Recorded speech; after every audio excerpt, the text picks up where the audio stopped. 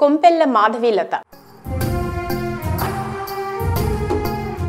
భారతీయ భరతనాట్య నృత్య శాస్త్రంలో రుక్మిణీదేవిలా నాట్యం చేయగల నాట్యమణి. అచ్చమైన స్వచ్ఛమైన తెలుగుంటి సాంప్రదాయ రూపం.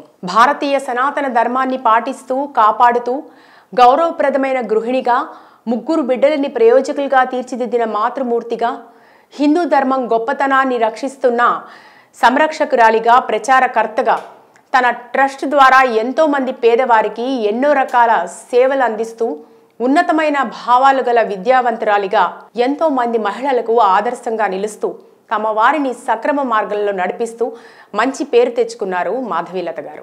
ప్యాంటు షర్టు ఎవరి సాంప్రదాయం అమ్మా అని అడిగారు. ప్యాంటు షర్టు కనుక వాళ్లకు ఒక ఫార్మల్ అటైర్ అయితే అది వేసుకొని వాళ్ళు ఎక్కడికన్నా వెళ్ళొచ్చు అని అంటే అది యూరోపియన్ ఇన్ఫ్లుయెన్స్ కదమ్మా మన మీద. మరి any European female dress is also formal dress for us కదా అని అడిగారు వాళ్ళు.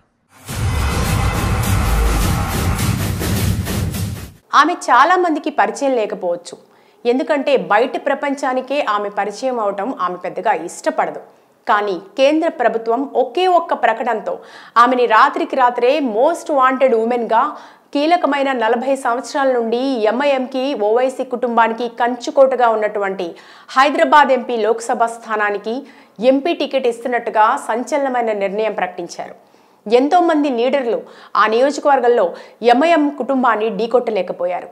కానీ బీజేపీ ప్రభుత్వం ఈసారి మాధవీలత గారికి చాలా ప్రాధాన్యత ఇచ్చారు. రీసెంట్లీ किसका बाप का जागीर है अयोध्या, उसका छोटा भाई बोलता है 15 मिनट दे दो. These are the people today want to talk about peace.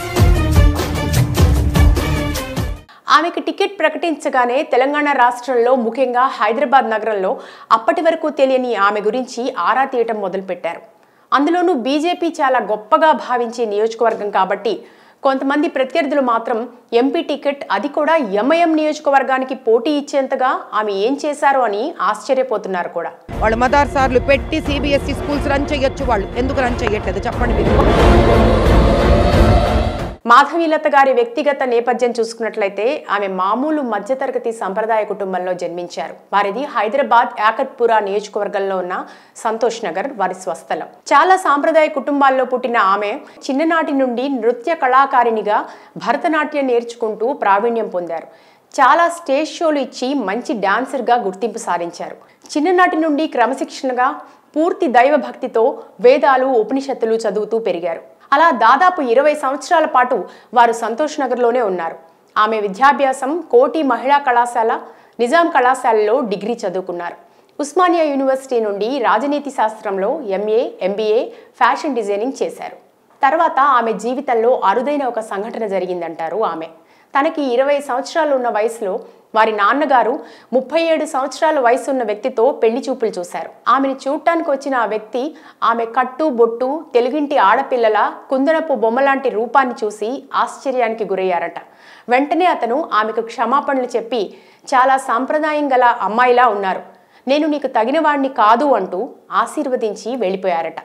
ఆ తర్వాత విరించి సంస్థల చైర్మన్ విశ్వనాథం గారిని చూడటం, ఒకరినొకరు ఇష్టపడటం తన జీవితంలో జరిగిన అద్భుతమైన విషయంగా ఏదైనా ఉంది అంటే తన భర్తని పెళ్లి చేసుకోవడమే అంటారు ఆమె. వ్యాపారవేత్త విశ్వనాథ్ కొంపెల్లతో వివాహం తర్వాత ఆమె వివిధ ఉద్యోగాలు చేశారు. అవేవీ సంతృప్తినివ్వలేదు. దాంతో మధు సాఫ్ట్వేర్ సొల్యూషన్ అనే పేరుతో సొంత సంస్థను స్థాపించారు. కొంతకాలం ఉపాధ్యాయురాలిగా పనిచేశారు. బళ్ళో ఉపాధ్యాయులు ఏం చెప్పినా 3 నుంచి 12 ఏళ్ల పిల్లలు నమ్మేస్తారని గ్రహించారు. అదే తల్లిదండ్రులు చెప్పేదైతే బుద్ధి తెలిసినప్పటి నుండే నమ్మడం మొదలు పెడతారు. అయితే పిల్లల నమ్మకాన్ని పెద్దలు, ఉపాధ్యాయులు ఎలా వమ్ము చేస్తున్నారన్నది ఆమెకు అర్థమైపోయింది. వాళ్లకు చదువుతో పాటు స్వేచ్ఛ కూడా అవసరమని భావించారు. స్వేచ్ఛను ఇస్తూనే వ్యక్తిత్వం, విలువల గురించి నేర్పించవచ్చని గుర్తించారు. కన్నవారి నుంచే మార్పు ప్రారంభం కావాలని మాధవీలత, విశ్వనాథ్ దంపతుల అభిప్రాయం. తమ పిల్లలు ఏడవకుండా బడికెళ్లాలన్నది మాధవీలత దంపతుల కోరిక. ఏడిస్తే బడి మానిపించేద్దామనే అనుకున్నారు. పిల్లల స్వేచ్ఛకు ఆటంకం కలిగించకూడదని నిర్ణయించుకున్నారు. ఓపికతో వారిని బాధ్యత గల పౌరులుగా తీర్చిదిద్దవచ్చని నమ్మారు. ఆ ఆలోచనతోనే 3 పిల్లల కోసం ఇంటినే పాఠశాలగా మార్చారు. 9 ఏండ్ల వరకు పిల్లలు ఏం చేయాలనుకుంటే అది చేయనిచ్చారు. రామాయణం, మహాభారతం, పంచతంత్ర కథల ద్వారా వ్యక్తిత్వ ప్రాధాన్యాన్ని ఉగ్గుపాలతో నూరిపోశారు. పిల్లల సందేహాలను తీర్చడానికి తానే ఓ విద్యార్థినిగా మారారు. చదువులో కళలు, ఆటలను ఓ భాగం చేశారు. ఆ ప్రయోగం ఫలించింది. 15 ఏళ్ల వయసులోనే పిల్లలిద్దరూ ఐఐటీలో ప్రవేశం పొంది రికార్డ్ సృష్టించారు. అది ఒత్తిడి లేని చదువుతో, వికాసంతో కూడిన జ్ఞానంతో. తన పెద్ద కుమార్తె పేరు లోపముద్ర. ఆమె ఎంటెక్ పూర్తి చేశారు. మాధవీలత గారు తన పెద్ద కూతురు చాలా తెలివిగలదని, చాలా విషయాలు కూతురు నుండి నేర్చుకున్నానని అంటారు. కొడుకు పేరు రామకృష్ణ పరమహంస, చిన్న కూతురు కూడా ఉన్నారు. ఆమె లోపముద్ర చారిటబుల్ ట్రస్ట్ వ్యవస్థాపకురాలిగా, దాంతోపాటు మాధవీలత లతామా ఫౌండేషన్ వ్యవస్థాపకురాలిగా ఉన్నారు. హైదరాబాద్లోని తన లోపముద్ర చారిటబుల్ ట్రస్ట్ ద్వారా నగరంలోని పలు ప్రాంతాల్లో పలు ఆరోగ్య సంరక్షణ, విద్య, ఆహార పంపిణీ కార్యక్రమాలను విజయవంతంగా నిర్వహిస్తుంటారు. ముఖ్యంగా హిందూ ధర్మం, హిందూ సంప్రదాయాలపై ఆమె మాట్లాడే మాటలు, ఇచ్చే ప్రసంగాల్లో ఎందరినో ఆకట్టుకున్నాయి. హైందవ సంస్కృతి సంప్రదాయాలు పెంపొందించడానికి పాటుపడుతున్నారు. ఆమె సంస్థలో దాదాపు 1400 మంది ఉద్యోగులు పనిచేస్తున్నారు. ప్రతి ఉద్యోగికి పూర్తి స్వేచ్ఛనిస్తూ, వారి పిల్లల చదువు, ఆరోగ్యం కోసం అవసరమైన సహాయం అందిస్తూ, కుటుంబ సభ్యులుగా భావిస్తూ, వారి విరించి హాస్పిటల్కి వచ్చే రోగులకు కూడా అన్ని సౌకర్యాలను కల్పిస్తూ, పేదవారికి తగిన రాయితీ ఇస్తూ, త్వరలోనే ఉద్యోగాలు చేస్తున్న తల్లుల పిల్లల కోసం చెన్నైలోని ఓ పాఠశాలను ప్రారంభించబోతున్నామని ప్రకటించారు. ఇలా ఎన్నో సేవా కార్యక్రమాలు. మరోపక్క సనాతన హిందూ ధర్మం పరిరక్షణకై పాటుపడుతూ పాత బస్తీ లాంటి చోట్ల దాదాపు 4000 ముస్లిం మహిళలను కలిసి వారి సమస్యను తెలుసుకుంటూ, వారికి చేతనైనంత సాయం చేస్తూ ప్రజల అభిమానాన్ని పొందారు. ప్రధాని మోడీ నాయకత్వం, బీజేపీ విధానాలకు ఆకర్షితురాలై మాధవీలత బీజేపీలో చేరారు. హైదరాబాద్ ఎంపీ అసదుద్దీన్ ఓవైసీ వ్యాఖ్యలకు ఆమె కౌంటర్ ఇచ్చేవారు. బీజేపీ ప్రతినిధిగా అసదుద్దీన్ విధానాలను తనదైన శైలిలో వ్యతిరేకించడంతో పార్టీ అధిష్టానం దృష్టిలో పడ్డారు. గతంలో హైదరాబాద్ లోక్సభ స్థానం నుంచి బరిలోకి దిగిన బీజేపీ నేతలు 2వ స్థానంలో నిలిచారు, కానీ విజయాన్ని మాత్రం అందుకోలేకపోయారు. కానీ ప్రస్తుత ఎంపీ అసదుద్దీన్ ఓవైసీ 2004 నుంచి వరుస ఎన్నికల్లో విజయం సాధిస్తున్నారు.